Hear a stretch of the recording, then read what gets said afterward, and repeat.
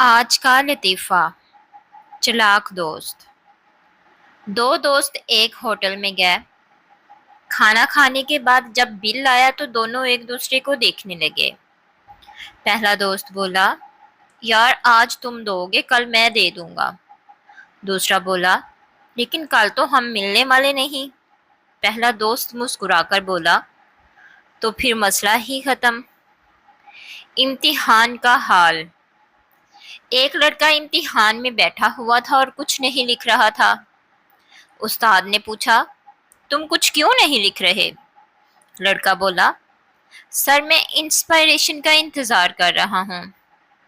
استاد نے غصے سے کہا، تمہیں گھر جا کر ملے گی، ابھی کچھ انسپائریشن لکھو۔